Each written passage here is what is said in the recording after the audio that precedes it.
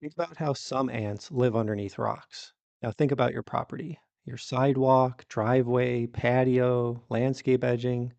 These are all places ant colonies develop. Inside your home, pavement ants are generally going to be in foundation walls and underneath the concrete slab. These ants have one queen, which is usually outside with the main colony.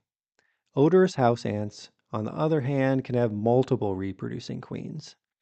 And the nests can be in all of the places just mentioned, plus underneath wood, in wall voids, electric outlets, in thick mulch, and potted plants, even under a box in the basement.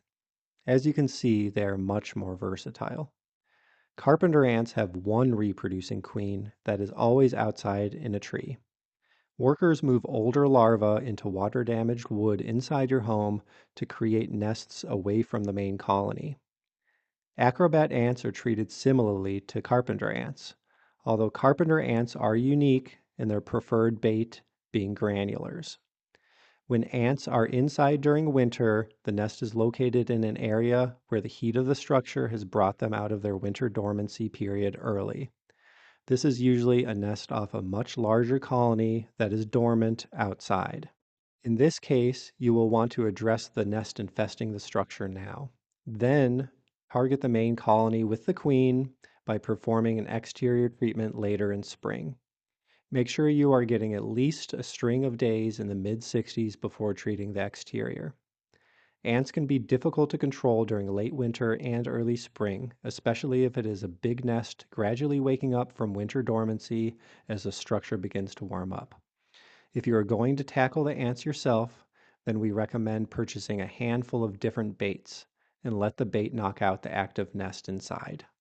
Homeowners do not have access to the classes of insecticide sprays that kill social insects through a transfer effect.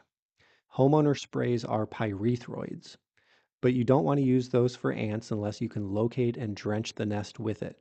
Otherwise, it can cause budding, which is splitting the colony and causing them to relocate. Luckily, homeowners can purchase bait with different classes of insecticides, like fipronil, avermectin, and neonicotinoids. These pesticides spread through the active part of the colony. Only about 10% of ants leave the nest to forage above ground. Exterminators rely on slow acting pesticides that are picked up by workers and are transferred back to the colony. Unless you are a master baiter, you should hire a professional to apply the slow acting sprays and dusts that work in conjunction with baits.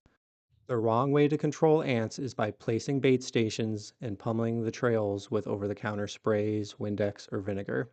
The correct way to control ants is to set out dabs of peanut butter and or syrup. This will draw out many of the workers. Then do a bait and switch.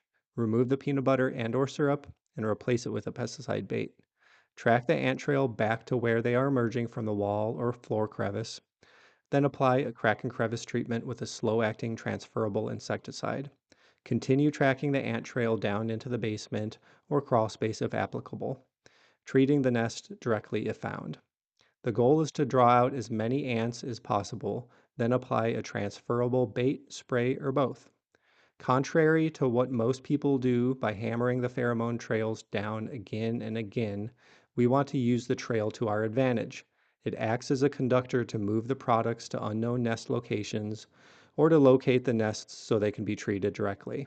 If you're struggling with ants this winter, trust Lakewood Exterminating to get the job done right.